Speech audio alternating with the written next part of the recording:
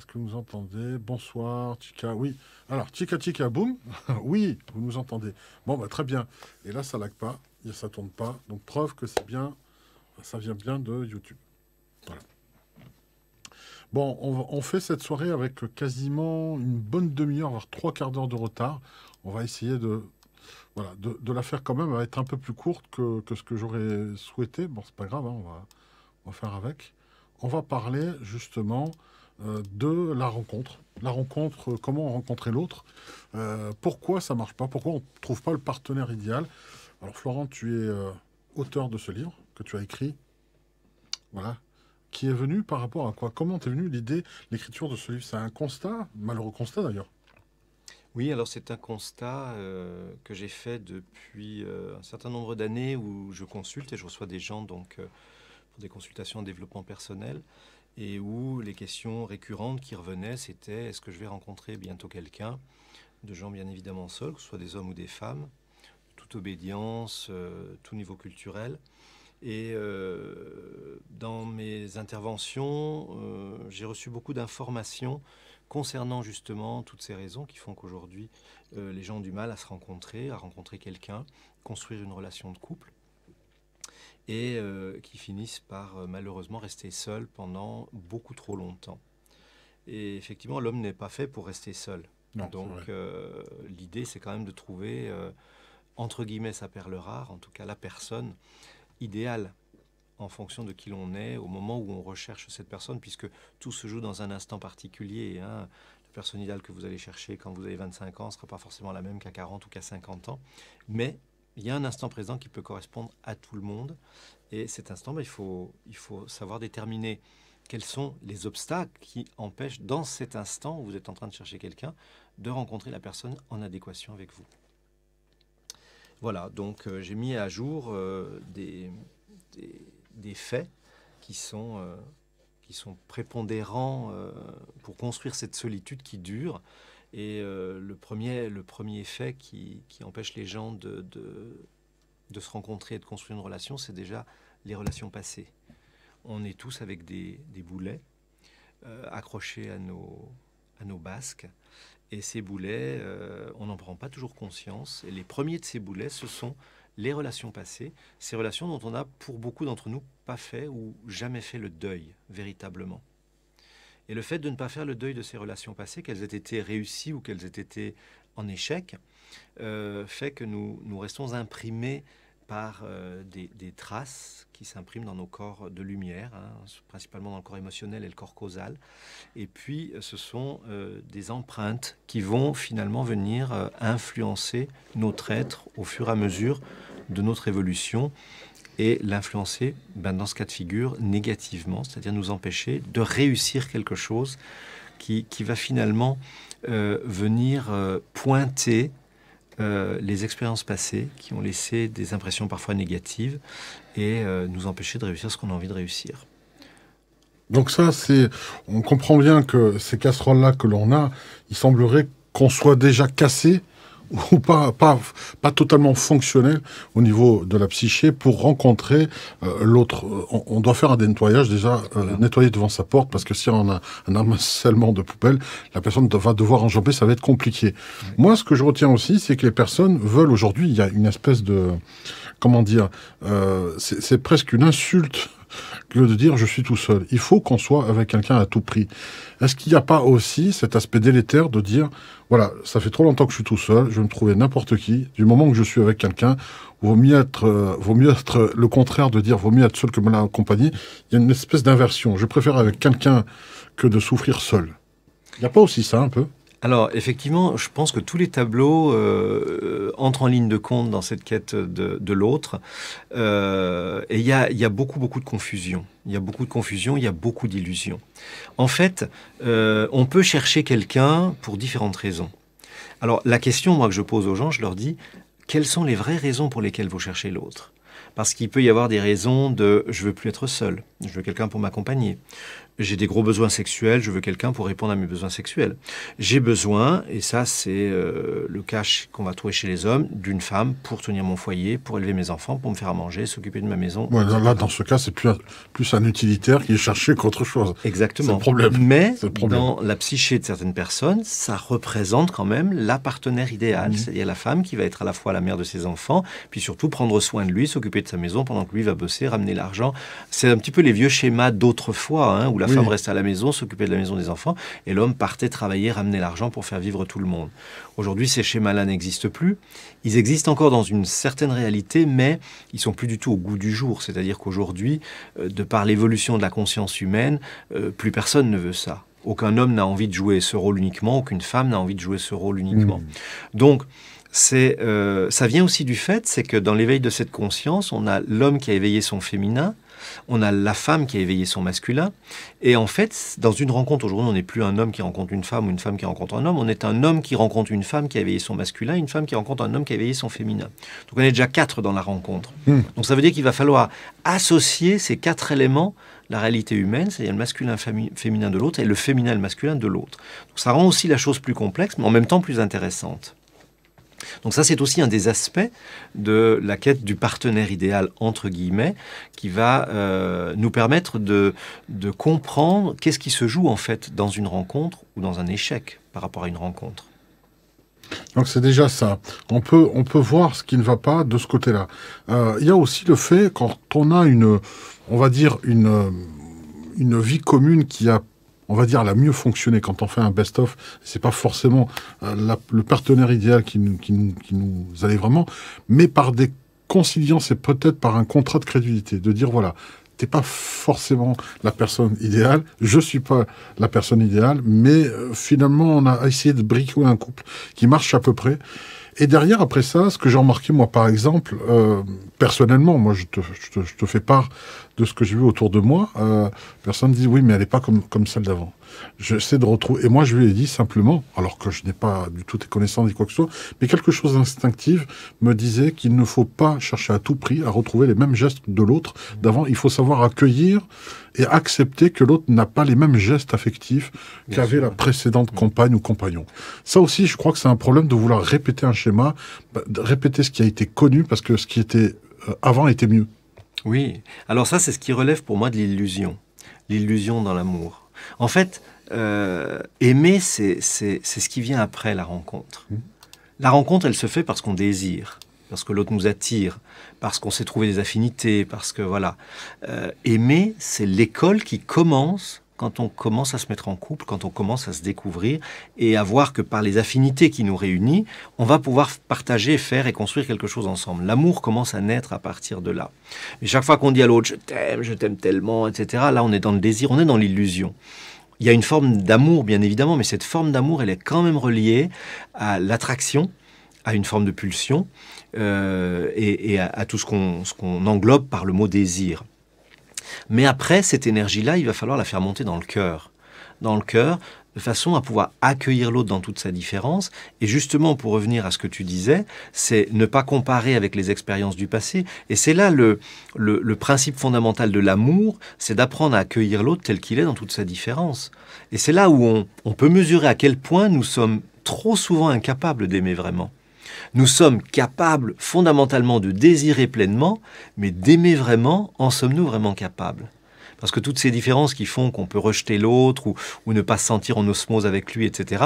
Mais effectivement, dans ces cases-là, il n'y a pas d'amour. Il y a du jugement, il y a de la critique, il y a de la séparation, et il y a de la tristesse, il y a de l'émotionnel. Mais le véritable amour, il peut se rapprocher de celui qu'une mère a pour son enfant.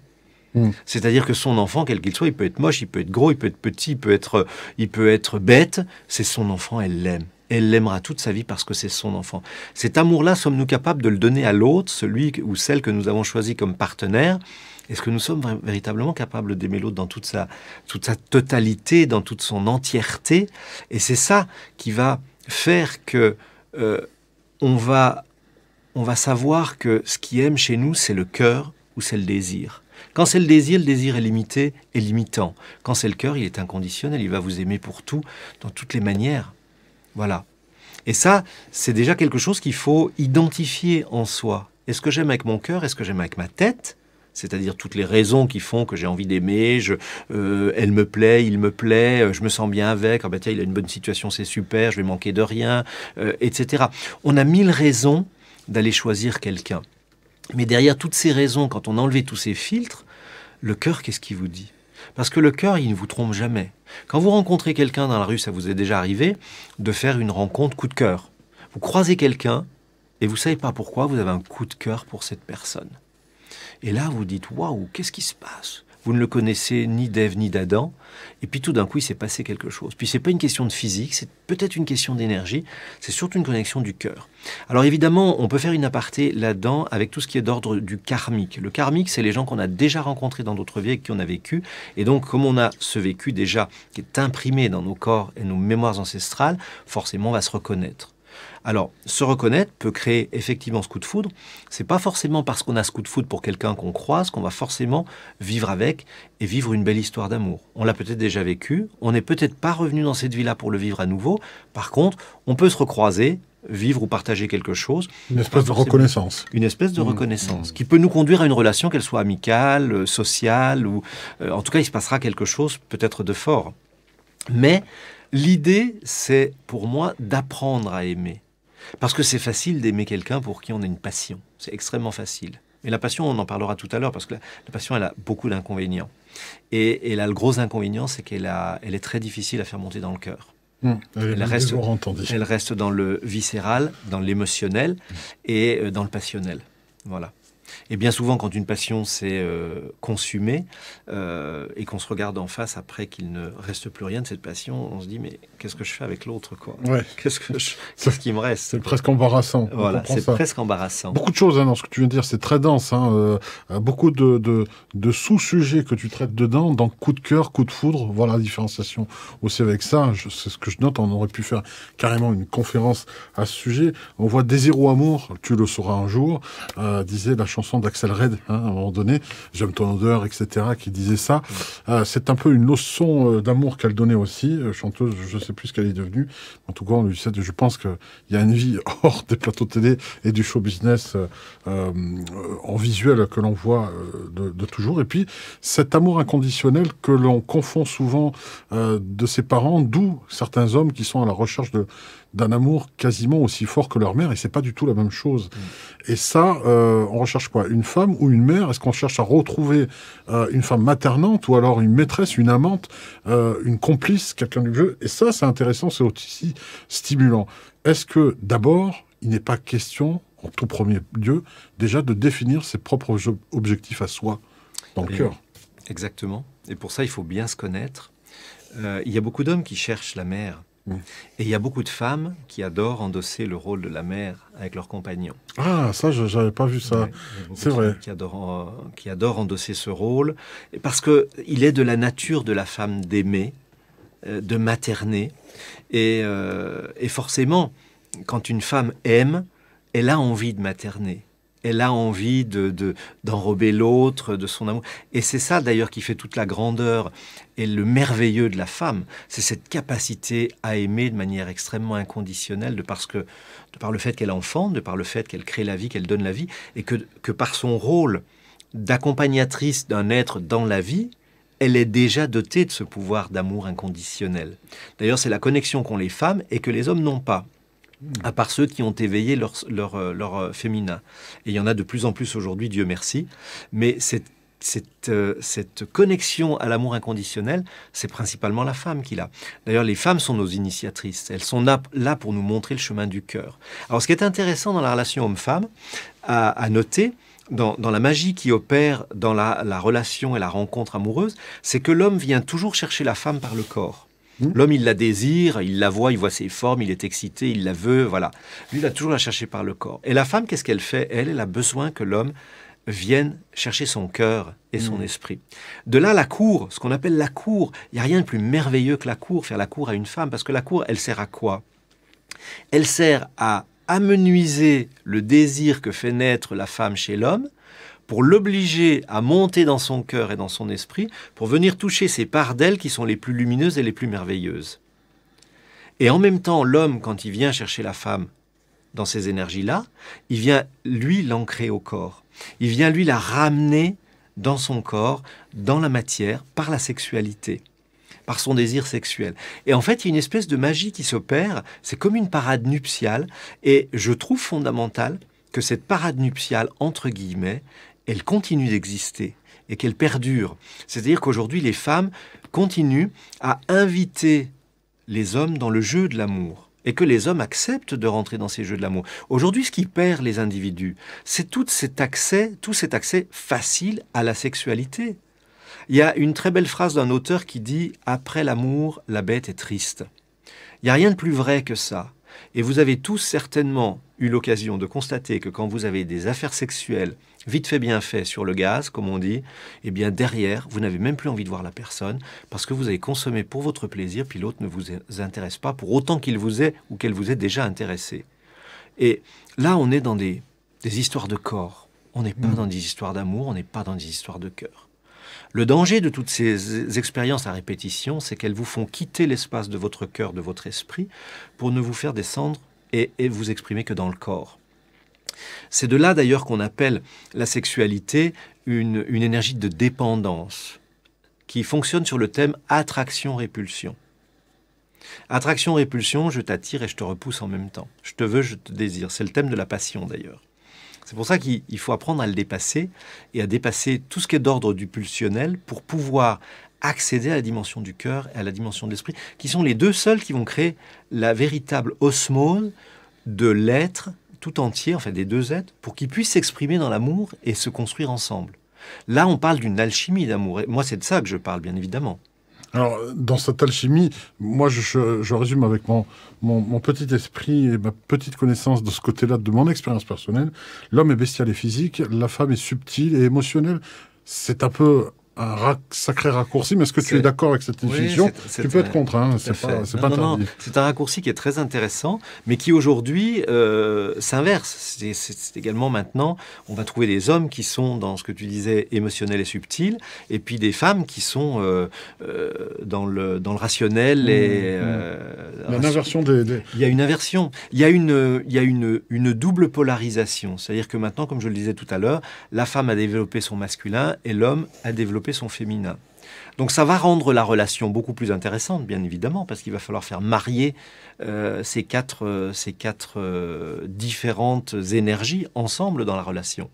Alors c'est rigolo ce que tu dis, parce que ça rejoint quand même ce que dit Michel Odoul. Je ne sais pas si tu connais Michel Odoul. Je le connais pour avoir lu certaines choses de lui, voilà. Mais alors en conférence, je te répète ce qu'il a dit. Cette inversion, il la confirme de son point de vue, sur le plan énergétique aussi, en disant que de plus en plus de personnes ont d'hommes ont aujourd'hui des cancers du sein, en fait, au niveau des pectoraux. Ouais. De plus en plus, les cas s'avèrent, bon, c'est tout timide encore, mais c'est préoccupant. Et de l'autre côté, il y a de plus en plus de cancers de l'utérus qui représentent en fait le cancer de la prostate chez les hommes avant.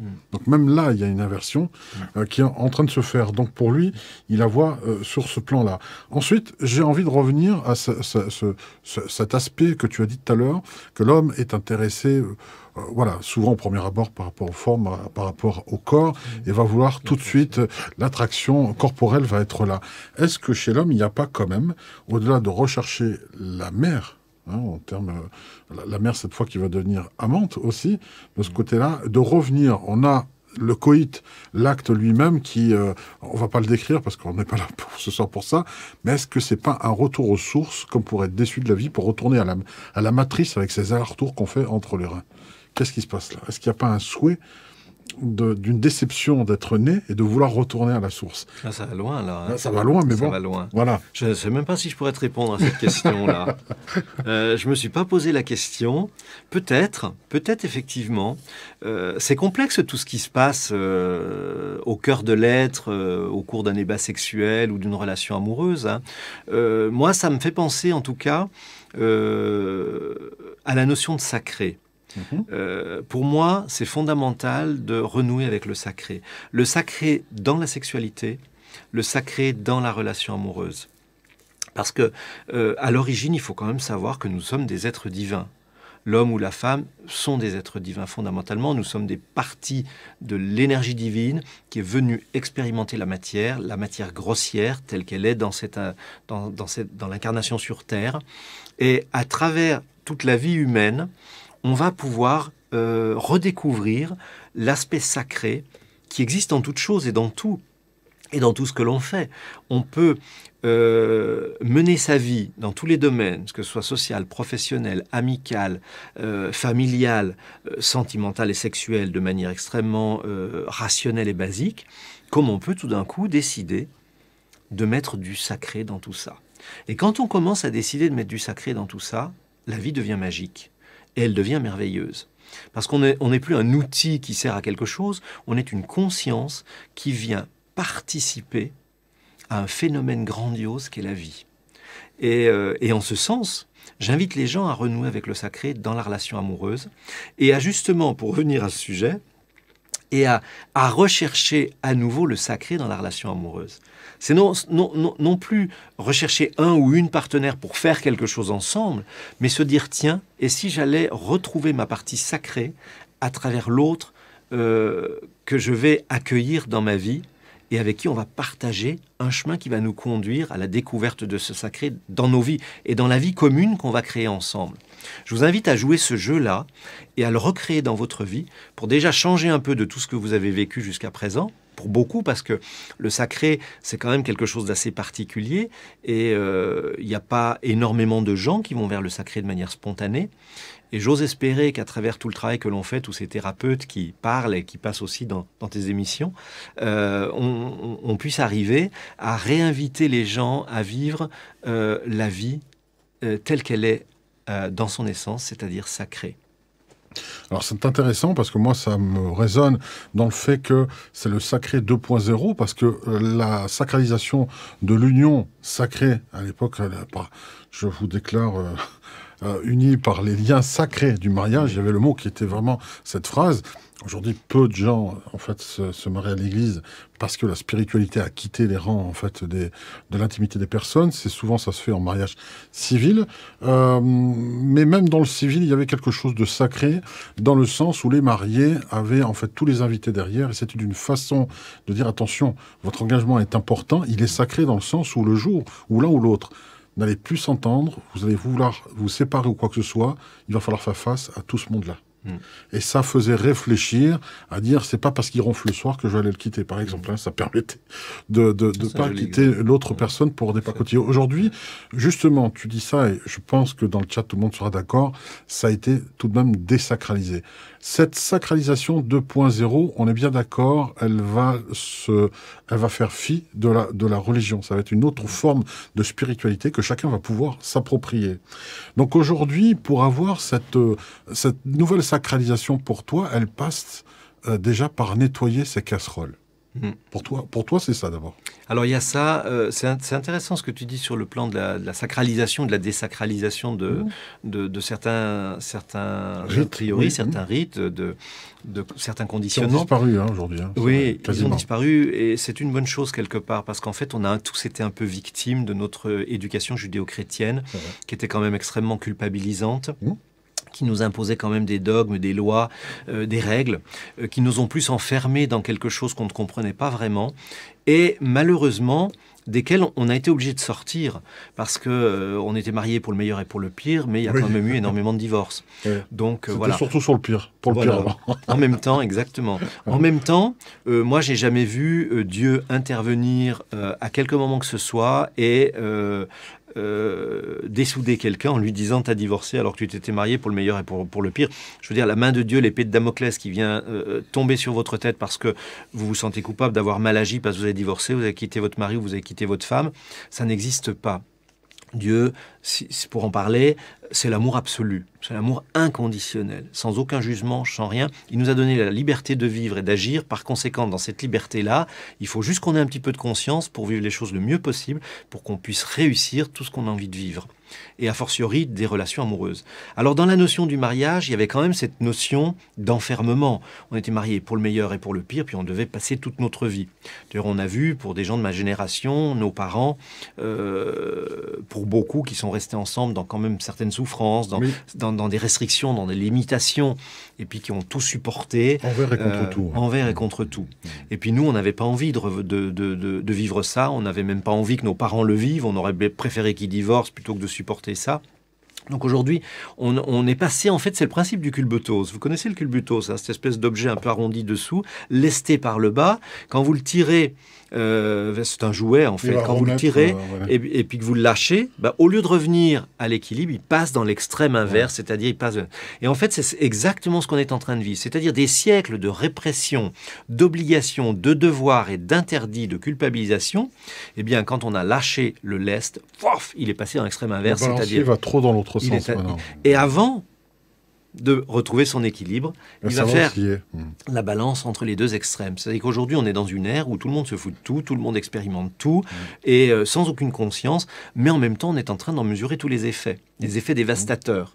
Et je gage qu'une fois qu'on aura bien expérimenté tout ça, on va revenir tout doucement à l'équilibre, aux belles valeurs, où on va pouvoir remettre de la conscience sur tout ce que l'on vit. La conscience, ça a commencé par la nature, par l'environnement, par la vie humaine, par le respect de l'autre, etc. Et aussi dans l'amour, quoi. C'est-à-dire ne plus considérer l'autre comme un objet sexuel, ne plus considérer la relation comme quelque chose de banal et de style mouchoir. On prend, on jette, de toute façon, il y en a d'autres, etc. Ce qui est faux, il n'y en a jamais d'autres qui remplacent. L'amour Kleenex. Voilà, chaque relation est différente.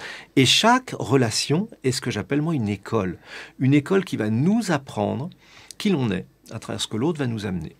Alors quand moi, des patients viennent me voir et me disent « Oh, mais de toute façon, c'est pas la personne qui me convient », moi je leur dis au contraire, elle vous convient tout à fait, cette personne-là, parce qu'elle est en train de vous montrer vos limites, elle est en train de vous montrer vos faiblesses, elle est en train de vous montrer vos peurs, elle est en train de vous montrer tout ce que vous redoutez et tout ce sur quoi vous avez à travailler.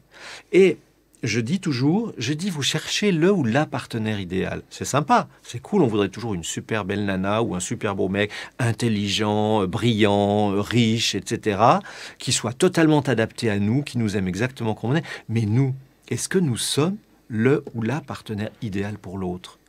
Donc moi, comme je dis, on est en travaux. On est en travaux, c'est-à-dire qu'on a du travail à faire sur soi. Donc si on veut prétendre avoir quelqu'un d'exceptionnel dans notre vie, devenons nous-mêmes quelqu'un d'exceptionnel.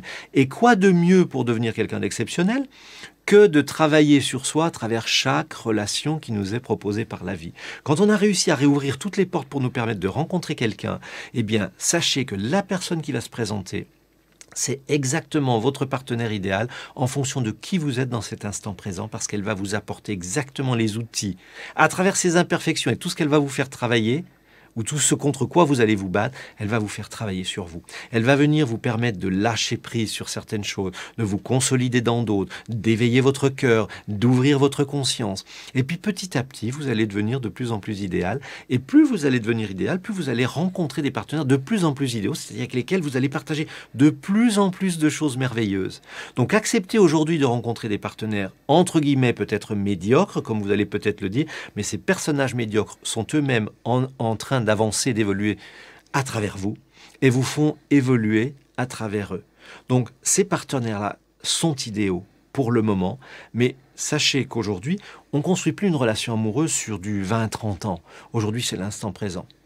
Et aujourd'hui, si vous pouvez déjà vivre une relation merveilleuse sur 6 mois, sur une année, voilà, acceptez de la quitter quand elle s'arrête et de vous dire, bon ben voilà, l'école est finie, on va prendre une nouvelle classe. Et l'amour se construit petit à petit. Et le jour où vous serez prêt et parfait, entre guillemets, là, l'amour pourra peut-être durer beaucoup plus longtemps. Mais tant que ça ne dure pas, c'est jamais la faute de l'autre. C'est parce que nous, on n'est pas prêt pour accueillir la différence de l'autre. Oh, quelle démonstration. Pierre de Morancy disait aussi qu'il fallait passer l'amour à la machine à laver pour pouvoir la rincer et derrière aussi rater un mariage pour en réussir les autres derrière. Exactement. Voilà, et un linge mal lavé, ça sert à rien de mettre plein d'adoucissants dessus pour faire qu'il sente meilleur. Il restera mal lavé à la base. Il restera sale. Non. Merveilleuse analogie qu'on voit. C'est pour ça d'ailleurs qu'on va vous proposer un masterclass en 3 niveaux. Alors, vous n'êtes pas obligé de prendre les 3 niveaux d'un coup. On ne vous propose pas un package ce soir, mais au moins le module 1 qui est en découverte. Alors, vous pouvez le trouver ici sur le site de destudios.fr. Il suffit de cliquer, masterclass, la quête du partenaire idéal, niveau 1 pour la découverte. Alors, si vous cliquez dessus, vous allez atterrir ici et vous allez donc voir cette affichette pour pouvoir nous rejoindre. Et ça sera le 27 novembre 2020, avant la fin de cette mois-ci. Alors, la stratégie des dates n'est pas là par hasard. Hein. Avec Laurent, on a essayé de fomenter ça de manière un peu logique. Il faut savoir que tous les 14 février, il y a la Saint-Valentin. Beaucoup de personnes célibataires se disent voilà, j'ai pas envie de passer ma Saint-Valentin en 2021 seul. Eh bien, c'est ni plus ni moins l'ambition que l'on a. Elle est très ambitieuse, cette masterclass, dans le sens où le premier niveau va se faire au mois de novembre. On vous proposera forcément le niveau 2 pour ceux qui voudront poursuivre l'aventure au mois de décembre, et le troisième niveau sera donc au mois de janvier. Donc, en toute logique, vous aurez tout le temps nécessaire, en tout cas où vous serez prêt à passer peut-être un amour naissant, et quelquefois, et pourquoi pas, on vous le souhaite vraiment de tout cœur, de trouver le partenaire idéal. Vous avez 3 mois pour partir en quête avec nous, en tout cas avec Florent, pour nettoyer, pour passer vous-même vos casseroles à la machine à laver, vous en débarrasser, et enfin se libérer de tous ces carcans pour éviter les écueils, les échecs répétitifs. Parce qu'en fait, il y a quand même cette notion, je te redonnais la parole pour te dire que la répétition est un signe qu'il y a un dysfonctionnement réel. Absolument. C'est le signe, ça, quand même. Absolument. À partir du moment où vous rencontrez des partenaires et vous faites la réflexion que vous avez l'impression de revivre la même chose, et où vous vous dites « j'attire toujours le même genre de personnes », c'est que forcément, il y a un schéma derrière qui est coincé. Ce schéma, c'est qu'il y a quelque chose que vous n'avez pas lâché, que vous n'avez pas compris, que vous n'avez pas accepté. Et ça, il faut aller le nettoyer. Il faut aller libérer ces mémoires. Donc c'est vrai que les ateliers que nous mettons en place vont vous permettre d'aller nettoyer ces mémoires, d'aller faire le deuil de vos relations passées, parce que la plupart d'entre nous n'avons pas fait le deuil de nos relations passées. Même si on dit « ah oui, je dis aux gens, je leur dis « est-ce que vous seriez capable de croiser votre ex dans la rue puis de vous sentir bien, de ne pas avoir de ressentiment, de ne pas avoir envie de changer de trottoir quand vous le voyez, ou de ne pas avoir envie de lui arracher les yeux, par exemple, au regard de tout ce qu'il vous a fait, ou tout ce qu'il vous a volé quand il vous a plumé en partant. » Voilà. Eh bien, ça, c'est le signe que vous n'avez pas fait le deuil. Alors évidemment, faire le deuil, c'est pas juste dire oui, je décide que tout est fini, etc. Ça se décide pas avec la tête, ça se décide avec les mémoires du corps, ça se décide dans votre cœur, et ça se travaille avec le pardon. Le pardon, c'est la clé de la libération, et c'est justement sur le travail de pardon que nous allons travailler dans un de ces ateliers. C'est ce qui va se passer. Alors, maintenant, on va parler aussi, justement, peut-être, on va revenir sur l'instant présent, tu l'as dit tout à l'heure, mais il y a un phénomène assez inquiétant, on le sait, alors je ne vous donnerai pas les sources parce que c'est assez confidentiel encore, mais Internet est né, sachez-le, en 89. Il y a une date officielle, je vous donnerai peut-être le mois et le jour, je ne sais plus. Donc, ce qui fait aujourd'hui 30 ans, donc une génération quasiment, que l'Internet existe. Aujourd'hui, sachez-le, le premier porno est visionné, en moyenne, j'enfourche la langue, hein, c'est pas pour rien, ça me dérange un peu. Attention, ça va piquer les oreilles à partir de 7 ans. Donc voilà, c'est très grave. Mais sachant que, on va dire, nos bambins d'il y a une dizaine d'années avaient déjà vu ça, ils avaient à peine 10 ans, aujourd'hui ont tout expérimenté, ce qui donne aujourd'hui qu'il y a un rapport où la jeune génération, arrivée à 20 ans, ont tout fait.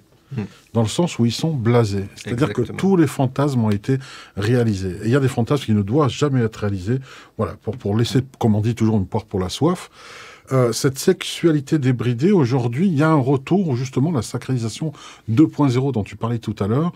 Aujourd'hui, cette jeune génération, à 20 ans, s'y intéresse parce qu'ils veulent connaître le véritable sens de la rencontre de l'autre et pas forcément comprendre que le porno ils comprennent que c'est pas un manuel de l'amour. Bien au contraire, hein. C'est vraiment... C'est une énergie... Alors la sexualité, c'est une énergie qui est puissante. Hein. Elle est logée dans le chakra racine de notre colonne vertébrale. Donc elle vient tirer vraiment les énergies vers le bas. En fait, la sexualité, lorsque toute la conscience est absorbée par la sexualité, dans des désirs répétitifs, entretenus par du visuel pornographique, nous tire vers le bas. C'est-à-dire que quand on est dans une énergie de dépendance sexuelle, parce que ça crée de la dépendance, hein, c'est très attractif la sexualité, le plaisir ne se satisfait jamais. Il vient toujours en redemander, en rechercher. D'ailleurs, en psychologie, on appelle ça une maladie. Les gens qui sont dans une dépendance sexuelle et qui sont des obsédés sexuels, c'est une maladie. C'est une maladie, en tout cas, énergétique. C'est-à-dire que plus vous nourrissez votre désir sexuel, plus il va se nourrir et il va vous en redemander. Donc, il va toujours venir vous chercher dans ces zones-là. Et c'est à nous, avec notre conscience, de ne pas lui donner la priorité. Et le fait d'avoir un accès facile à une sexualité visuelle et fantasmagorique avec tout ce qu'on peut voir par le porno, va finir par accaparer tous nos traits, toute notre conscience, et nous faire descendre dans des zones énergétiques extrêmement basses, extrêmement lourdes. On ne peut pas être heureux quand on a une demande sexuelle permanente, extrêmement puissante. On ne peut pas toucher au vrai bonheur du cœur, de la conscience et de l'esprit. Et l'idée, c'est justement d'aller puiser l'énergie du bonheur dans le cœur, dans l'âme, dans l'esprit, et de reconquérir ces zones où justement la sexualité qu'elle nous fait plutôt quitter. Et moins on aura... C'est pour ça que toutes les traditions religieuses nous exhortent à fuir le démon de la sexualité. Alors évidemment, exprimé dans ces termes-là, c'est un petit peu... moralisateur, ouais. Voilà, c'est moralisateur, c'est un peu désuet aussi. On n'a pas envie d'entendre ce discours. Et pourtant, dans la réalité, c'est bien de cela dont il s'agit. C'est comme un démon, c'est-à-dire qu'il vient sans arrêt vous titiller et vous chercher. C'est dans ce sens-là qu'on peut dire que c'est démoniaque. En même temps, ça apporte beaucoup de plaisir, certes, mais ce plaisir-là, quand il est entretenu, développé et redemandé, il ne vous conduira jamais à l'épanouissement et au bonheur. Le plaisir, il y a le déplaisir, hein, quand c'est fait à l'extrême. C'est ce qui se passe aussi. Alors, justement, j'avais à ce sujet, justement... il est conducteur de tous les excès qu'on lui connaît. Hein. Tout à fait. La violence, la jalousie, la haine, la vengeance. Ça pose énormément de problèmes, tout à fait. Frédéric Lenoir, que j'avais interviewé, m'avait répondu à ce sujet. Je lui avais parlé de la question du désir. Il m'avait dit, le désir est la seule astuce qu'a trouvé la nature pour nous pousser à procréer. Parce que selon lui, et ça n'engage que Frédéric Lenoir, sans le désir, nous ne ferions pas d'enfants. Voilà. Je suis assez d'accord avec ce propos. Voilà. C'est assez curieux. Je sais que ça peut choquer, mais c'est tout de même quelqu'un qui le dit. Oui. Et si en plus tu es d'accord, moi je suis tout à fait d'accord. Moi je suis tout à fait d'accord. Voilà. Je trouve que le désir, effectivement, quelque chose. Le désir fait que le désir, il conduit à l'acte sexuel. Et l'acte sexuel, c'est celui qui permet de la procréation. Donc forcément. Par contre, l'intérêt dans l'humain, à l'opposé de l'animal, hein, qui lui-même procrée juste de manière instinctive primaire, l'homme, lui, il a la conscience. Et cette conscience, elle le relie à sa source. La source, c'est l'intelligence suprême. Cette intelligence suprême que l'homme peut éveiller, développer au cours de sa vie. Et on est là pour ça, on est venu s'incarner pour ça, pour trouver l'éveil de cette conscience, bien vient nous permettre de mettre de la beauté dans tout ce qui est basique. En fait, voilà. Je vous donne un exemple tout bête. Autrefois, nous construisions des huttes en terre ou en bouse de vache et avec de la paille. Aujourd'hui, on construit des palais extraordinaires parce qu'avec notre intelligence et notre conscience, on a été chercher des idées, on a été développer des connaissances qui nous ont permis d'élaborer des choses merveilleuses. Eh bien, dans la relation humaine, c'est pareil. De tout ce qui est primaire et bestial, faisons-en une alchimie d'amour, de beauté et de véritable partage, et qui conduit l'un et l'autre au bonheur. Parce que le but, c'est ça, c'est trouver le bonheur. Alors, merci pour cette intervention. On va peut-être répondre aux questions, après on continuera évidemment le débat. Une personne, je crois que c'est Dumonet qui disait, les rencontres, d'après toi, ce qu'elle a compris, peut-être mal compris, je ne sais pas, rencontres ne sont que karmiques. Moi, j'avais presque envie de dire, on n'a que des rendez-vous avec des âmes sœurs. Alors, pour ce que j'en sais, nous avons quelques rendez-vous karmiques, mais pas que. C'est-à-dire que nous avons des plages libres. Si vous voulez, sur le fil d'une destinée, vous avez des rendez-vous qui peuvent être karmiques. Après, vous avez aussi des destins qui ont été choisis, c'est-à-dire qu'avant de naître, vous choisissez ce que vous allez vivre comme expérience pour évoluer dans votre conscience et retourner à la connaissance suprême, qui est le but et la finalité de toute existence. Eh bien, vous allez choisir peut-être des chemins. Vous avez des vies où vous allez dire, moi, dans cette vie-là, je ne veux pas d'un schéma où j'ai une vie maritale, parce que j'ai pas envie de fonder des familles et puis me consacrer juste à travailler pour nourrir ma famille. J'ai envie de vivre autre chose, j'ai envie de partir à l'aventure, faire des voyages, découvrir, etc. Et vous avez des gens qui ne se marient jamais, qui n'ont pas d'enfants. Je crois même qu'on peut décider de demander la stérilité à son corps dans sa prochaine incarnation pour ne pas avoir à reproduire les schémas de la maternité systématique quand on est une femme, par exemple, ou un homme, mais principalement quand on est une femme, parce que la nature même d'une femme, c'est aussi d'enfanter dans son métabolisme. Donc forcément, si une femme a envie de vivre autre chose dans une incarnation, mais de ne pas passer sa vie comme elle en a passé peut-être des centaines d'autres, à élever des enfants et à s'occuper de ses foyers, et bien dans cette vie-là, elle peut demander, par exemple, ça peut être un souhait d'être stérile dans son corps physique pour ne pas avoir d'enfant. Sauf que quand elle va venir à la vie, elle va tout oublier. Donc elle va peut-être souffrir du fait de, à un moment donné, vouloir des enfants, puis se dire ah mais je suis stérile, c'est tiens. Alors c'est important et c'est intéressant des fois de retourner dans les mémoires inconscientes et invisibles de qui l'on est pour trouver quelles sont les vraies raisons qui nous ont fait venir dans cette vie-là et pourquoi on a choisi de vivre ce qu'on vit là. Parce qu'on ne s'en souvient pas consciemment.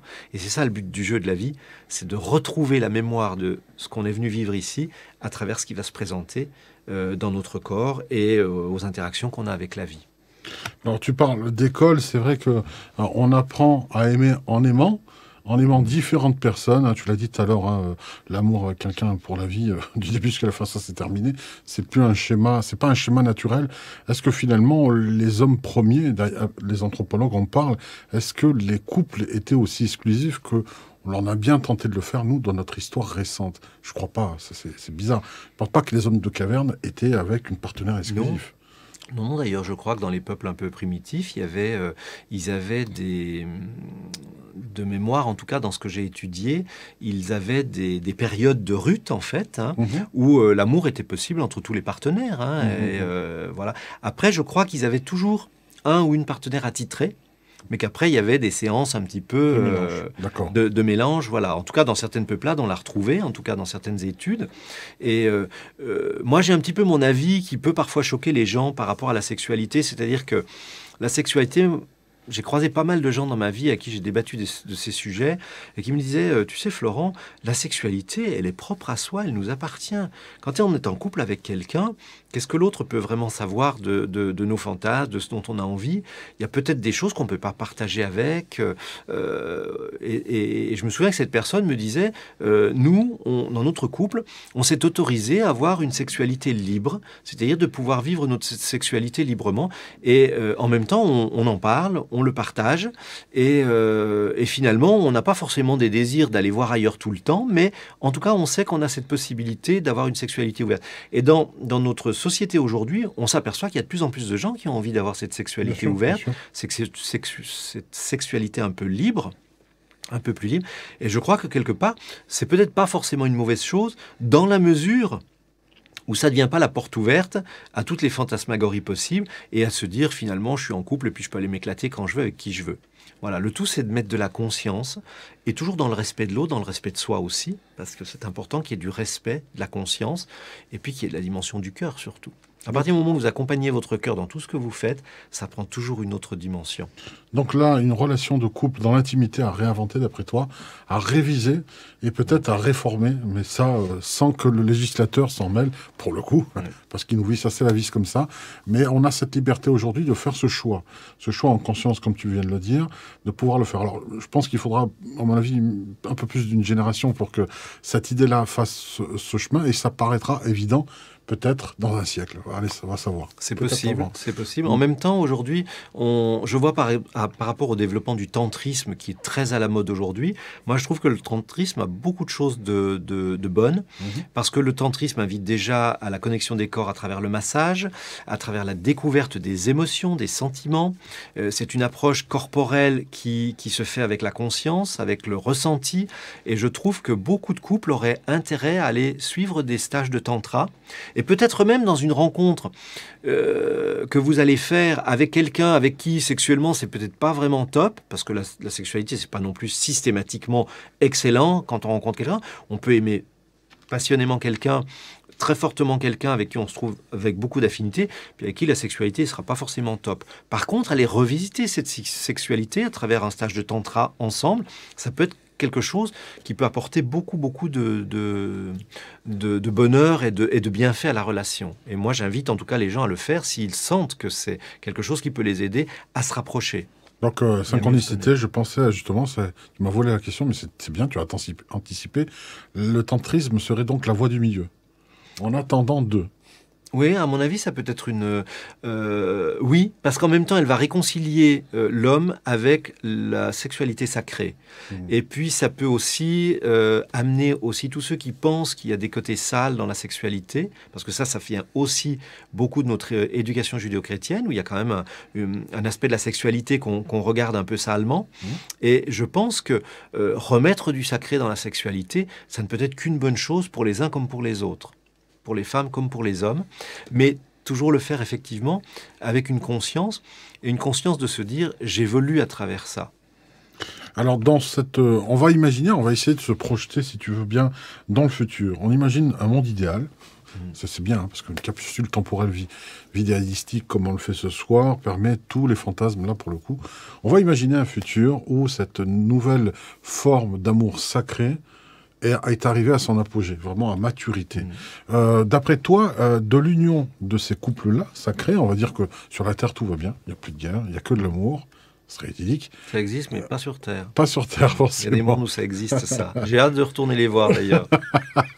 On va peut-être en parler 2 secondes après, en fin d'émission. Alors, quel type d'enfant, j'ai envie de te demander, dessine-moi le profil, je vais te demander de jouer le profiler de ces enfants-là, issus de cette union, le fruit de cet amour-là, vécu tel que tu le présentes, de manière idyllique, ça donnerait quoi? Des enfants équilibrés, derrière, qui voudraient pas forcément faire le contraire? Est-ce que le complexe d'Oedipe s'arrêterait enfin de vouloir tuer le père et la mère? Est-ce qu'on arrêterait ce cercle infernal? Alors, je ne sais pas si sur cette terre, on arriverait à arrêter ce cercle infernal pour la simple bonne raison, c'est que la Terre, elle a été conçue sur le mode de la dualité, de la séparation. En fait, si vous regardez comment la Terre fonctionne, tout est séparé. Le haut, le bas, le bien, le mal, le froid, le chaud, la vie, la mort, la santé, la maladie, la joie, la tristesse, l'homme, la femme, le bien, le mal, tout est séparé. Donc en fait, quand on vient s'incarner dans la matière, on quitte l'unité de notre âme pour choisir une polarité masculin-féminin. C'est-à-dire qu'on n'a pas le droit de venir s'incarner dans l'unité totale de qui l'on est. On est obligé de choisir une polarité. On va être un homme, on va être une femme. On se sépare de la source en plus. On se sépare de la source et on se sépare d'une partie de soi. Au cœur de la source. Donc du coup, forcément, il y a déjà une souffrance. Quand on se sépare de la mer, quand on se sépare de la mer, il y a déjà une souffrance. On change de milieu, on sort de l'eau pour arriver dans l'air, et on fait souffrir la femme, on fait souffrir la mer. En fait, et on est confronté en permanence à la dualité crée la souffrance. Mais ça, c'est le principe même de la vie. Donc, imaginez qu'on puisse sur cette terre faire naître des êtres qui par la suite ne vont plus vivre cette dualité, ce serait à mon avis une utopie, un leurre. Par contre, à partir du moment où ils ont la conscience de qui ils sont, d'où ils viennent, ce qu'ils sont venus faire, la souffrance sera moindre, parce qu'ils vont savoir comment le gérer, comment le vivre. En même temps, si on leur donne dès le départ les vraies valeurs du sacré, se contenter de faire toutes nos religions depuis la nuit des temps, c'est de nous enseigner le sacré et de nous rappeler à l'ordre en nous disant « Attention, tous les abus vous mènent à des souffrances ». Mais la manière dont ça a été enseigné, surtout à des époques un petit peu plus barbares, bien évidemment, forcément, ça a laissé des séquelles. Ça a laissé d'autres traces que les souffrances qu'il voulait nous faire éviter, justement. Et l'idée, c'est justement qu'il n'y ait plus ces souffrances, qu'il y ait la conscience, tout simplement. Et la conscience, pour l'avoir, il faut avoir la connaissance. La connaissance, c'est quelque chose qui s'acquiert par la source directe. Donc, on ne peut jamais... moi, je dis toujours, il vaut mieux s'adresser à Dieu qu'à ses saints. Effectivement, parce que plus vous avez d'intermédiaires entre la source et vous, plus vous aurez des images projetées qui seront à l'image de ceux qui les ont projetées. Le maître ne peut vous amener qu'à son propre niveau. Qui vous dit que le maître est arrivé au niveau le plus haut? Donc, quand vous arrivez à un maître, cherchez le suivant, en fait. Donc, ça, c'est une petite aparté que je fais pour rappeler peut-être que dans ce monde-là, sur cette terre, on n'arrivera peut-être pas à recréer cette unité dont on rêve tous parce que tout est créé sur le mode de la dualité et nous venons ici expérimenter la dualité. Et cette dualité crée le déchirement qui crée la souffrance. Par contre, lorsque nous avons recréé cette unité à l'intérieur de soi, eh bien, quand on quittera ce monde, on n'aura peut-être plus besoin de revenir dans celui-là. Et là, on pourra accéder à des mondes, d'autres mondes, parce qu'il y en a une infinité, l'univers est infini, et on pourra choisir d'autres mondes où là, on va pouvoir vivre la paix, vivre d'autres expériences, mais où il n'y a plus cette séparation, cette souffrance et cette dualité. On a hâte vraiment de retrouver cette relation sacrée revue, revisitée, et surtout corrigée de tous ses défauts précédents. Et moi, je vais juste vous dire, pour terminer sur ce propos, que lorsque j'étais petit, j'avais peur de la mort, j'avais peur de l'avenir, et je voulais absolument savoir ce qu'il y avait derrière. Je pleurais, quand je m'endormais, je sortais de mon corps, je partais dans le cosmos, et j'appelais ma mère au secours en disant qu'est-ce qu'il y a derrière, qu'est-ce qu'il y a derrière. Je voulais absolument savoir. Ma mère, évidemment, ne pouvait pas me dire. C'était une quête, une recherche que tu... Oui, que j'ai eue depuis très jeune, très jeune. Okay. Et ma quête de Dieu a été très très puissante pendant toute mon adolescence, et elle m'a conduit à m'intéresser à tous ces domaines-là que j'étudie depuis plus de 30 ans maintenant. Et en fait, j'ai perdu le fil du coup. Qu'est-ce que je voulais vous dire? J'ai perdu le fil. Ça va te revenir, c'est pas bien grave. Je voulais terminer sur ces... Tu cherchais justement, tu avais cette peur de la mort, tu voulais savoir ce qu'il y avait de l'autre côté, tu en étais là. Oui. Donc tu faisais des cauchemars, tu appelais ta mère, tu faisais des sorties de corps, etc. Ça, c'est juste la petite aparté, parce que j'avais déjà une ouais, mais j'arrive pas à le retrouver. Bon, c'est pas grave, c'est pas grave. Ça reviendra. Ça reviendra à travers vos questions. Voilà, tout à fait. Alors, si vous avez des questions, c'est le moment. On va peut-être parler du programme, de ce que tu nous proposes, en fait, Florent, dans cette masterclass. Alors, c'est un premier niveau qui est la base d'un triptyque qui suivra. Donc, pour ceux qui seront intéressés, on vous propose ce premier niveau découverte. Toujours pareil, une fois que vous avez vu, si vous voulez vous engager, ça sera pour prendre le pack des 2 autres volumes. C'est un triptyque. Novembre, décembre, janvier, pour être prêt pour la prochaine Saint-Valentin. On l'espère, en tout cas, croise les doigts pour vous, pour le prochain 14 février, si d'ici là on est déconfiné ou reconfiné, peu importe. Qu'est-ce qu'on va découvrir dans ce masterclass ? Alors, ce qu'on va découvrir dans les 3 masterclass que je vous propose, donc dans le premier, je vous propose d'aller faire le deuil des relations passées. C'est-à-dire d'aller revisiter. Donc, on va faire un travail de relaxation, de visualisation créatrice dans laquelle je vous accompagnerai pour aller rechercher les relations du passé qui ne sont pas terminées, en tout cas dans votre cœur, qui ne sont pas finalisées, et aller déposer le pardon de manière à couper les liens définitivement pour ne plus être impacté sur le plan émotionnel ou karmique par ces relations. Donc ça, c'est très important pour pouvoir vous libérer du passé. Dans le deuxième masterclass que je vous propose d'aller travailler sur toutes les peurs qui font que vous ne rentrez plus dans une relation. Parce que vous êtes nombreux et nombreuses à prétendre vouloir rencontrer quelqu'un, mais quand je gratte un petit peu dans les entretiens que j'ai avec les gens qui viennent me voir, je me rends compte que beaucoup de gens n'ont pas du tout envie de rentrer dans une relation parce qu'ils sont bardés de peur. J'en ai identifié dans ce livre 6 principales. Il y a la peur de l'abandon, la peur de la trahison. Il peut y avoir tout simplement la peur de devenir papa ou de devenir maman. Il peut y avoir la peur de ne pas être à la hauteur. Il y a le déni de soi, il y a le manque d'estime de soi. Il y a tout un ensemble de peurs qui nous habitent. Et ces peurs-là, tant qu'elles sont vivantes en soi, elles créent des filtres. Et ces filtres-là vous séparent de l'autre. Parce que quand l'autre arrive, il va ressentir quelque chose qu'il n'identifiera pas. Mais ces peurs-là vont être des espèces de herses entre vous et l'autre. Et ça peut être d'excellents outils pour empêcher la relation de se faire. Après, il y a aussi tous ces processus d'autodestruction qu'on est capable de mettre en place en relation avec nos blessures personnelles. Donc ça, il faut les identifier et les libérer. Donc ça, c'est le travail du deuxième masterclass. Et le troisième, le plus important, c'est la création d'une demande sacrée pour rencontrer quelqu'un qui va vous permettre de vous réaliser dans une relation à 2. En fait, à partir du moment où vous avez enlevé tous ces fils, vous avez libéré votre passé, fait le deuil avec ce passé, vous allez pouvoir faire une demande à l'univers. Alors la demande à l'univers, ce que j'appelle moi la demande sacrée, c'est simplement demander à toutes les forces de l'univers, c'est-à-dire que ce soit vos guides, que ce soit vos anges, que ce soit les archanges, que ce soit les plans des maîtres ascensionnés, de toutes ces hiérarchies spirituelles qui existent bel et bien et qui nous aident à accomplir notre destinée. Ces êtres-là peuvent nous aider à obtenir ce dont on a besoin pour vivre. Eux ne peuvent par contre pas enlever les filtres qu'on a érigés en nous pendant toute notre existence jusqu'à ce jour. Donc une fois qu'on a enlevé ces filtres, on ouvre le canal et dans ce canal, on va déposer une demande sacrée pour demander à rencontrer la personne en fonction de ce que l'on a envie de vivre avec la personne. Voilà. Et cette demande, elle est sacrée. Donc moi, je vous propose de la créer ensemble dans un environnement qu'on va créer ensemble sacré. Vous allez le faire dans votre hôtel intérieur et je vous y accompagnerai dans un beau travail de méditation guidé. Et vous allez déposer cette demande sacrée à l'univers. Alors en fait, pour vous expliquer en 2 mots comment ça marche, si j'ai encore le temps. Ouais, je t'en prie. Voilà. Comment ça marche, c'est qu'au moment où vous demandez à l'univers de vous faire rencontrer la personne dont vous avez besoin pour répondre à vos besoins, pour construire cette relation que vous avez envie de construire, eh bien, au moment même où vous faites la demande, l'univers se met entièrement en route pour vous le faire rencontrer.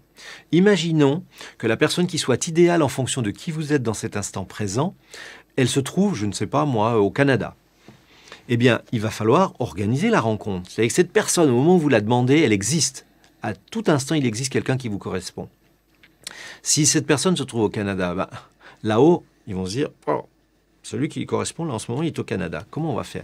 Eux vont organiser la rencontre. La rencontre, c'est quoi? C'est donner l'impulsion à la personne du Canada de prendre un billet d'avion pour venir visiter la France, pour venir dans votre région et faire qu'au moment où il se trouve dans cette région, vous trouviez exactement au même moment pour que vous puissiez vous rencontrer. En sachant qu'au moment où vous allez vous croiser, vous allez de toute façon vous reconnaître puisque c'est la personne qui vous correspond au moment où vous le demandez. Voilà, en fonction de qui vous êtes. Donc forcément, quand vous allez vous rencontrer, vous allez matcher tous les deux. La seule chose, c'est qu'il faut organiser ça. Donc organiser ça dans l'espace-temps de la matière, ça prend du temps. Or, ce temps, vous, quand vous faites votre demande, vous voulez que la personne soit là demain ou après-demain. Ça va peut-être prendre 3 mois, 6 mois que la personne organise un voyage, que vous décidiez d'aller au même endroit où lui va se trouver au même moment pour que vous puissiez vous rencontrer. Si dans les 3 mois qui ont suivi, vous n'avez pas rencontré la personne, vous dites de toute façon c'est de la connerie, Mariotto il nous a raconté que des beuveries, ça ne marche pas, terminé, on oublie. Donc qu'est-ce que vous faites? Vous cassez le lien avec votre demande sacrée. Et vous passez à autre chose. Vous sortez, vous allez sur les sites internet, vous inscrivez, vous dites je vais rencontrer quelqu'un d'autre. Et puis là, vous faites ce que j'appelle moi les rencontres intermédiaires, qui vont vous faire prendre des chemins de traverse, dans lesquels vous allez vivre des relations qui seront moyennes, peut-être médiocres, et dans lesquelles vous n'allez pas rester. Parce que justement, vous êtes coupé de ce sacré. Et une relation qui vous correspond et avec qui vous allez pouvoir vraiment traverser une grande partie de votre vie, il n'y en a pas 15 dans votre vie. Il y en aura peut-être une, exceptionnellement 2, rarement 3. Donc, si vous ne l'avez pas encore rencontré, mettez-vous en route et rencontrez-la. Et puis donnez-vous entièrement à cette rencontre pour qu'elle se fasse. Donnez-vous les moyens pour qu'elle puisse se faire et pour que vous puissiez au moins vivre une belle histoire d'amour. Donc moi, c'est à ça que je vous invite. Donc dans ce dernier masterclass, je vous propose de faire cette demande, de déposer cette intention sacrée auprès de l'univers, de tous vos guides, à vous, de vos maîtres, à vous, et puis d'inscrire ça dans un possible, et pour que l'année 2021 soit une année merveilleuse pour vous, et qui soit scellée par la rencontre que vous attendez. Et je vous invite à y croire encore. Alors justement ça, pour te paraphraser, tu l'as tellement bien expliqué que ça m'est ridicule de le dire, mais pourquoi pas? Il faut toujours... L'enseignement se fait par justement la répétition. Hein, on va le dire autrement aussi. Un jardinier ne vérifie jamais en déterrant ses graines si elles poussent. Et c'est en faisant ça, vous détruisez en fait la pousse de la graine qui était sur le point de sortir. Hein. Donc, exactement. Ça, c'est aussi ça qu'il faut faire. Ayez confiance. Le jardinier ne doute pas de ces graines qu'il a plantées. Il sait qu'elle va pousser. Il a la patience d'attendre et il attend. Et quand ça sort, ça sort. Et si vous saviez tout ce que l'on détruit par nos pensées, par nos actions au jour le jour, en posant des critiques, en posant des avis, en se détournant des choses qui sont parfois venues spontanément à nous, on fait des mini-destructions comme ça tous les jours dans notre vie. C'est terrible. Et le jour où on développe cette conscience de cela, on se rend compte à quel point on est passé à tellement de moments de notre vie à côté de choses essentielles, auxquelles on n'a pas donné l'importance qu'on aurait dû lui donner. Donc moi, je vous invite vraiment à éveiller cette conscience aujourd'hui pour faire que votre vie devienne un ravissement permanent dans tous les domaines de votre vie, et pas que dans la vie sentimentale. Pas que dans la vie sentimentale. C'est important de le préciser. Alors voilà, je vous mets le lien dans la description pour le masterclass. Vous pouvez vous y inscrire dès à présent. Ça se passera le 27 novembre prochain. Donc c'est assez rapide finalement. pour ce premier niveau. S'en suivra au mois de décembre le second et en janvier le troisième niveau. Comme ça, vous aurez la complétude de l'enseignement. Déjà, premier, on rappelle, c'est faire le deuil de ce qui s'est passé. Tu l'as prouvé tout à l'heure. C'est vrai qu'aujourd'hui, un test tout simple, tu as bien fait de le préciser en début d'émission, si on rencontre un ex sans avoir une pointe d'aigreur, c'est que c'est pas tout à fait nettoyé. C'est que c'est pas vraiment libéré. Voilà, il y a quelque chose qui ne va pas. S'il y en a un moindre regret, c'est quelque chose qui ne va pas. Voilà, j'espère. On aurait pu continuer cette soirée vraiment beaucoup plus longtemps parce qu'il y a tellement à dire. C'est un sujet extrêmement vaste où beaucoup de personnes souffrent et d'être seules et d'être avec quelqu'un qui ne correspond pas ou d'attendre ou d'avoir perdu quelqu'un qui correspondait et qui n'est plus là pour des raisons X ou Y. Ça aussi, voilà. Ayez confiance, comme l'a dit tout à l'heure Florent, par rapport à le fait que l'univers conspire à votre bonheur, et ça, n'en doutez pas. C'est juste que ça prend quelquefois du temps pour bouger. Une demande, c'est vrai qu'on met en route des forces incroyables, on ne se rend pas compte de ce que ça bouge derrière, hein, ça travaille. Hein. Quand il y a on est bientôt Noël, donc quelque part, quand on voit tous les petits lutins, ces lutins-là sont toutes les forces, quelque part au niveau symbolique, qui travaillent pour vous, hein, sachez-le. Hein. Et c'est pas un cadeau physique, mais pour le coup, là, c'est une demande réelle qui va se faire. Et dans notre esprit, malheureusement, on passe beaucoup plus de temps à détruire qu'à construire. Oui. Donc c'est important d'inverser la vapeur et puis de se mettre à reconstruire, à y croire, à le vouloir et à savoir certaines des lois, comment elles fonctionnent. Je dirais, peut-être pour mot de la fin, est-ce qu'on pourrait se mettre d'accord sur dire qu'il est urgent de s'aimer réellement ? Oui, absolument. Et de s'aimer dans toute la plénitude de son cœur, en y mettant de la conscience, pour se reconnecter à l'autre de toutes les manières, dans la vie de tous les jours. C'est juste faire les choses avec son cœur. Que ce soit d'aller au travail, que ce soit... La rencontre, elle peut se faire n'importe où, à n'importe quel moment. Donc ne négligez jamais la moindre des rencontres que vous faites. Parce que vous ne savez jamais ce dont les êtres humains sont porteurs quand vous les croyez. Parce que votre tête les juge, votre cœur les accueille, et votre corps peut les désirer ou les rejeter. Alors, on va parler de ton livre, hein, voilà, de Florent Mariotto, Les 6 blessures de l'être qui nous empêchent de rencontrer quelqu'un, la quête du partenaire idéal. Alors, je sais, ça va faire grincer des dents, mais j'assume totalement ce que je vais faire. Je vais vous mettre un lien Amazon parce qu'il ne reste que 4 exemplaires. Voilà. Ce livre, il va être probablement réédité, mais pour le moment, il est en fin de course. Non, en fin de course, là, en fin d'édition, peut-être qu'il changera peut-être de couverture, on va savoir. Oui, il changera de titre et d'édition. Voilà, donc c'est cette édition-là, il n'en reste que 4 actuellement sur Amazon. Donc dépêchez-vous, hein, voilà, il n'en reste que 4, donc les 4 premiers seront les 4 premiers qui seront servis. Si vous voulez, c'est une bonne lecture, en tout cas avant de commencer le masterclass ou pendant le triptyque de masterclass, ça peut aider. Est-ce que tu le conseilles d'ailleurs aux personnes qui vont participer à notre masterclass de le lire avant? Est-ce que c'est bien? Ou de partir sur quelque chose de neutre? Si, c'est un livre qui contient l'essentiel de tout ce que je vous ai dit ce soir. C'est bien si vous voulez le lire, mais c'est pas indispensable. Si vous décidez de faire les 3 masterclass avec nous, l'essentiel, c'est de faire le travail. Si vous ne faites pas le travail, vous pouvez lire ce livre sans faire le travail, vous aurez fait des prises de conscience. Mais ce livre ne va pas vous conduire à faire les deuils des relations passées, il ne va pas vous conduire à aller travailler sur toutes les peurs qui vous empêchent de rencontrer quelqu'un et de rentrer dans une relation, et il ne va pas vous inviter, il vous y invitera, mais il ne va pas vous permettre de créer Voilà, ça c'est un travail thérapeutique, en fait, entre guillemets, qu'on vous propose, que le livre ne peut pas vous proposer, parce que là, on est dans une relation vivante. Hein. Ben, c'est la magie de l'interaction de ce masterclass qui sera en direct et sur lequel vous pourrez intervenir en visio, en micro, en caméra. Enfin, bref, vous serez vraiment avec nous comme si vous étiez dans le studio. Et puis, ne vous inquiétez pas, hein, pour ceux qui n'ont pas forcément un micro qui marche ou une caméra qui fonctionne. Vous aurez au moins le son et au pire, il y aura le chat aussi, hein, sur lequel on pourra lire vos demandes. On fera en sorte de répondre vraiment à toutes les questions. Un replay limité dans le temps sera aussi proposé pour faire le lien entre les différentes sessions jusqu'au bout. Et puis voilà, en espérant vraiment que vous y mettiez du cœur, on ne va pas espérer, ils vont y mettre du cœur et réussir à aller au bout et appliquer tous tes conseils. Aujourd'hui, comment se porte ta vie à toi personnelle? Parce que c'est toujours pareil, les personnes mettent en porte-à-faux cela en disant « Non mais les gens qui demandent aujourd'hui, qui font les demandes à l'univers, des fois, c'est un peu les cordonniers mal chaussés. » Quel est dans ton cas à toi? Alors, j'ai eu la chance d'expérimenter beaucoup de choses dans le domaine de l'amour, de vivre toutes les expériences que j'avais envie de vivre. J'ai vécu une très belle histoire d'amour qui a été merveilleuse. Et c'est aussi pour ça que je peux me permettre d'en parler aujourd'hui, parce qu'à travers toutes ces expériences, ben, ça m'a permis de comprendre aussi ce que les gens vivaient. Après, toutes mes recherches dans tous ces domaines de la connaissance de soi m'ont permis d'étoffer mes propres expériences et puis d'en tirer ce bel enseignement aujourd'hui que j'aime partager avec tous ceux qui sont en souffrance. Et moi, j'ai trouvé une espèce de sérénité intérieure, une espèce de zénitude, on va dire. Mhm.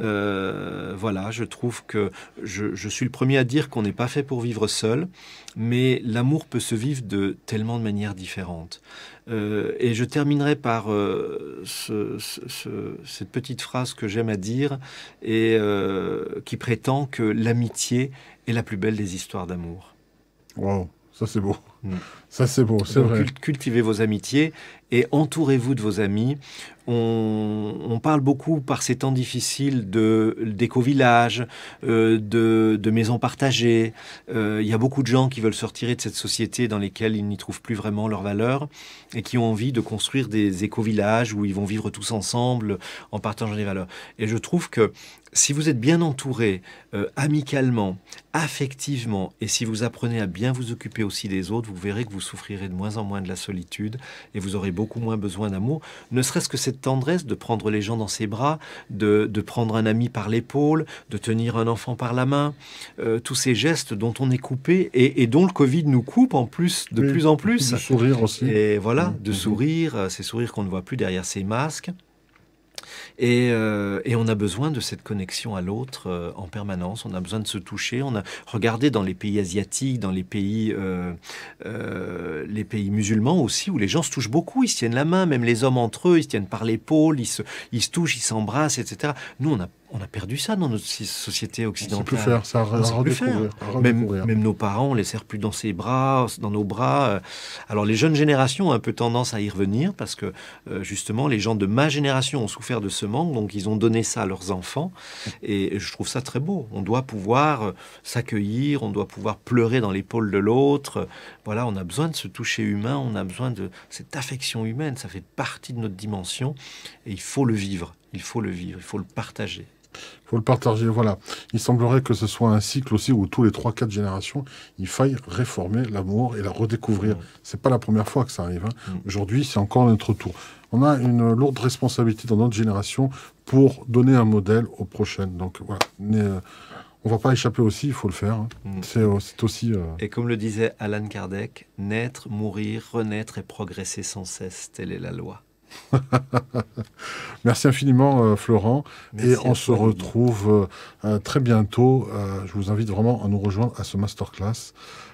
Il est urgent de s'aimer, on l'a dit tout à l'heure. Il est urgent de s'aimer. S'aimer réellement. Et de réapprendre à s'aimer, vraiment. Merci à vous tous. On vous souhaite une bonne soirée. Merci. Ce replay, évidemment, va être disponible sur Facebook, mais je vais l'uploader sur YouTube. Et je compte vraiment sur vous pour partager, parce que c'est de l'amour à partager aussi. Au revoir. Au revoir.